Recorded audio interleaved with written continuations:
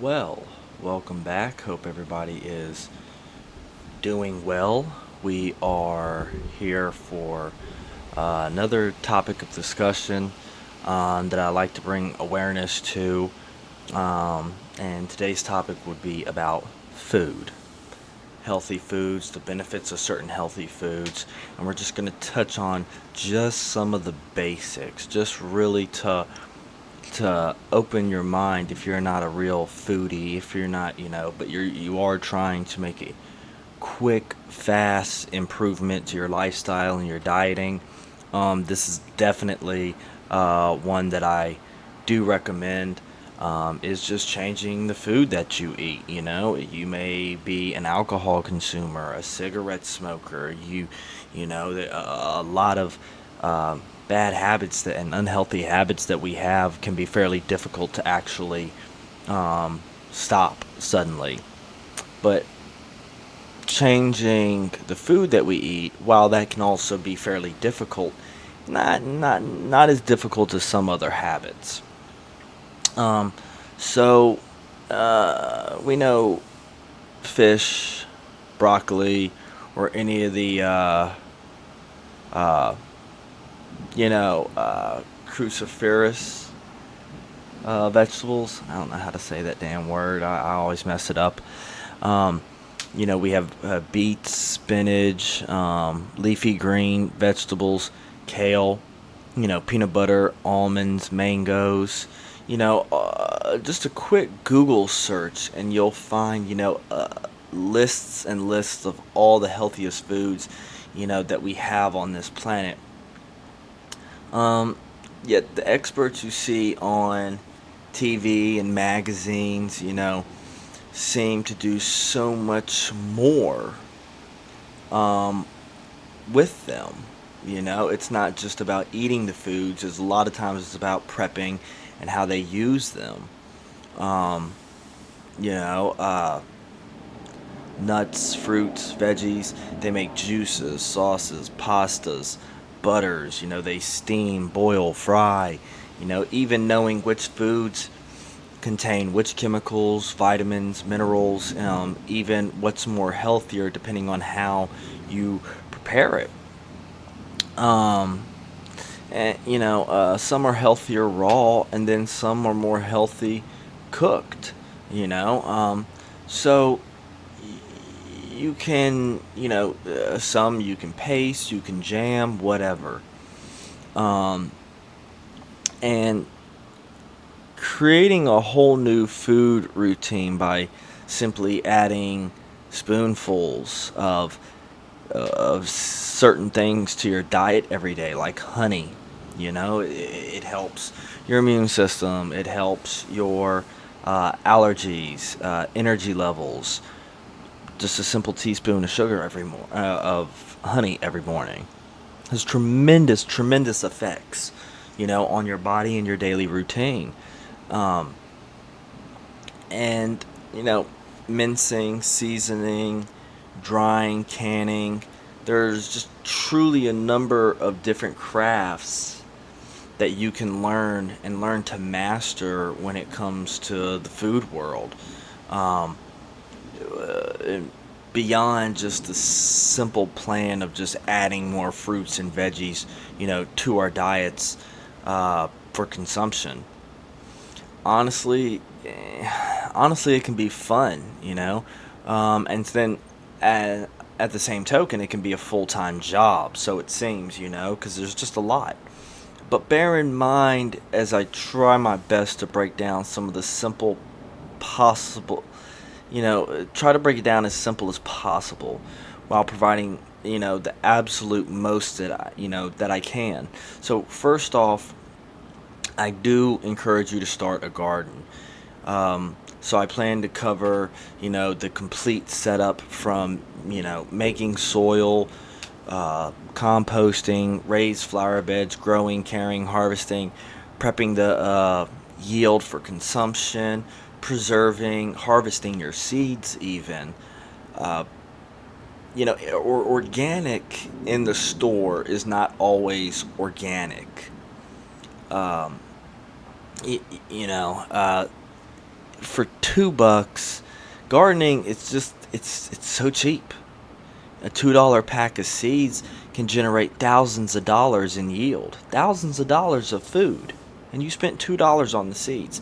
And for those, especially here in America, who lived fairly impoverished, and a lot of people are on food stamps. They're on food voucher welfare programming. And these seeds, you can go to Walmart, and one of the best brand of organic seeds that you can buy is the one Walmart basically sells the most of, and that's the Burpee brand seeds. You can buy those with your EBT food card voucher, your food stamps, you know, you can buy the seeds with them, you know. Uh, Non-organics, though they're cheap, they're terrible for you. They're a little bit cheaper than buying organic, but they're not as healthy for you. Most contain a massive number of different chemicals, from pesticides. You have cloning, genetic alterations, chemical adaptations. They certainly are just uh, not worth the cheap buck you save spending for them. Uh, so, that being said, start a garden and follow me to keep up with new tips, new tricks for all the wonderful uh, tricks of the trade. So we know dark leafy greens are great for the lungs, and nuts tend to be high in fibers and proteins. Fish is a brain food. Uh, Berries are amazing for detoxing the body. But where are the misconceptions? Is this all true, or is it slightly off? Have we kind of been following the myths and old tales from our grandparents and all a little bit too much? Uh, so, for example, we hear carrots are good for improving eyesight, when in actuality, that's not really true. However, they are good for protecting the quality of your eyesight, so not too far off. Also, recent studies emerged saying that dark leafy greens, are the they're uh, dark leafy greens, may contribute more to high blood pressure than we originally anticipated and expected. Um, than they do oxidizing, more so than they do oxidizing blood that and contributing to our lung health. Knowing what each food is good for will really help us get straight to business when it comes to setting up our own specialized diet. Uh, Check out the many pictures that I've posted on my website. Uh, I have tons and tons of diagrams and layouts, interesting facts, tricks of the trade, all sorts of awesome things when it comes to you developing a food routine and a diet from your home, you know, um, to help anyone start, wherever. For example, more reasons that you should eat vegetables. An eggplant peel can fight off against cancer and aging. Uh, Carrots help the body maintain connective tissue, teeth, gums. Yams help maintain your night vision, the quality of your vision with the lack of lighting. Lettuce can help with increasing your bone mass. Cauliflower is an excellent source of vitamin C. Tomatoes can help. Tomatoes can help lower the risk of cancer. Onions can reduce high blood pressure. Onions are amazing for the blood. Artichokes they're a great source of fiber. Foods that pack more, I got one diagram, foods that pack more potassium than bananas do. We all think I need more potassium in my diet, so I'll eat a banana, when you'd actually benefit more eating avocados, sweet potatoes, spinach, watermelon, coconut water, white beans, black beans. Tomato paste, dried apricot, Swiss chard, buttermilk squash, potatoes, beets, pomegranates, all these different things. Um, you know, very hydrating fruits. Fruits that really so like uh, rock melon is 90% water. Watermelon's 92%. Oranges are 87%. Blueberries are 85% water. Grapefruit's 91% water. Strawberries are 92. Pineapples are 87. So they're a majority of water.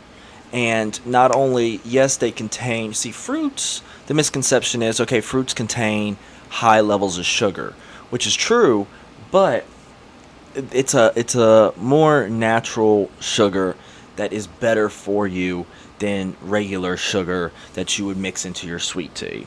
You get what I'm saying?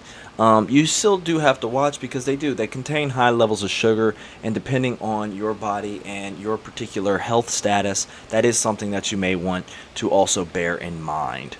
Um, so, I even have one diagram on the perfect ways and options that you have when it comes to building a salad. The bases, your kale, spinach, iceberg lettuce, romaine, all the different bases, your extra grains, your cucumber, your broccoli, um, uh, pops of color for your tomato, your peppers, your radishes, things to add the crunch where you have, your walnuts, your sesame seed, almonds, all that stuff, even apples. And then, your protein additions to salads where you have, you know, egg, beans, nuts, chickpeas, lentils, grilled chicken, fish, all that type of good stuff.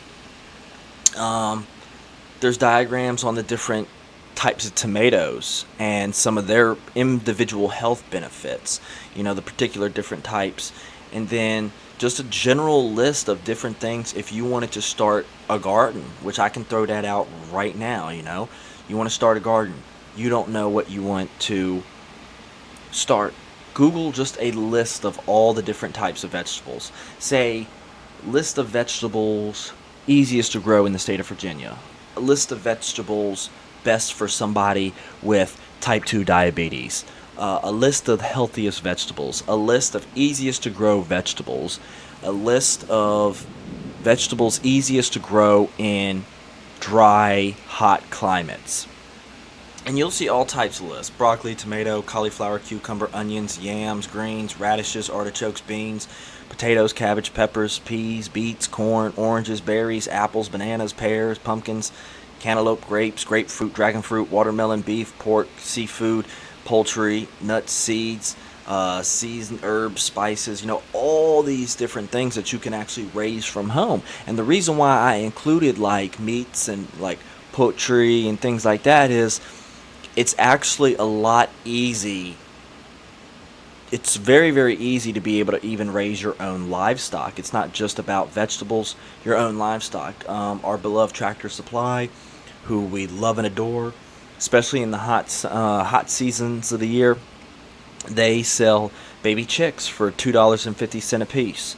And if you learn to free range them, especially if you have a fenced in backyard and etc., a simple coop with salvaged pallets can be screwed together, and they can run around on their own, and they essentially feed themselves. They don't cost anything, and you don't even have to harvest the chicken itself. They lay eggs. Super cool, super convenient. You have your own eggs, and I even do a chapter in here talking about proper ways to raise different livestock. If you live in the city, most cities you're allowed to have X number of chickens per member of the household. So in my particular city here in Roanoke, Virginia, you can have up to 5 chickens per person in the household. I mean, that's a lot of eggs, and that can be a substantial amount of meat to be harvested as well. You can do ponds. That old raised flower bed. You can put a lining in it, fill it with water, and actually breed your own fish to actually harvest, continue breeding and harvesting, for your own. And all of this stuff, it seems like, wow, that'd be super complicated, but it's fun. It's really fun to learn how to do, and I encourage you to learn how to do it because it it's just essential. It's essential. There will come a day where you cannot afford groceries. There will be a day where so a lot of groceries are going to be scarce. We saw at the beginning of the outbreak of COVID-19 in the early end of 2021, where the stores were empty. Um, Now here in 2022, in the mid range of 2022, we see an astronomical rise in the prices of groceries. And this isn't even the end of the farming season. It's going to go a lot higher when these hot seasons end and it starts getting cold outside. Um, that's definitely something to keep in mind. Anything can really happen. And, it's really nice because there was a time in my life where I traveled and I had a portable coop with my motor coach RV. And I traveled with the chickens. And so there was times where we would camp out somewhere very, very remote, and we would be out there so long that food will run very low. And to have, 5, 10 chickens, and to be able to have the eggs and everything from that, that really got us by more than once. It was really, really nice. And being able to just jar and can, and you don't have to, you can buy canned goods at the store for 80 cent to a dollar or two. But again, if you want to really live healthier, I encourage you to grow your own, learn how to jar and preserve them. Who's to say what's to happen in the future? The internet may go down one day. We may not have access to learn in the future how to, okay, Google how to preserve my vegetables in a jar or in a can. That just may not be an option. Now, it's unlikely, but that may be the case. And you may be the one a lot of your community depends on to learn that information, depending on what happens. And again, it is a really fulfilling, really awesome hobby. It pays off very, very well, and you really get to enjoy the fruits of your labor. But you really get to enjoy the results of all your work that you've done. So it's definitely something I very much greatly encourage. Learn about food, follow more as we have topics about developing our own soil, how to grow food, how to manage food, how to build the entire homestead. This is all stuff that I do videos on, so I very much encourage you to stay tuned and learn more. And if you have any questions, comments, concerns, like, share, subscribe, follow, all that jazz. Comment down below. Love to hear your feedback. Anything you've discovered and information you've collected over the years, please publish that, because that is how we grow as a society, by collecting our information and passing it along to others. Hope you all have a wonderful day. Stay safe. And, yeah, happy trails.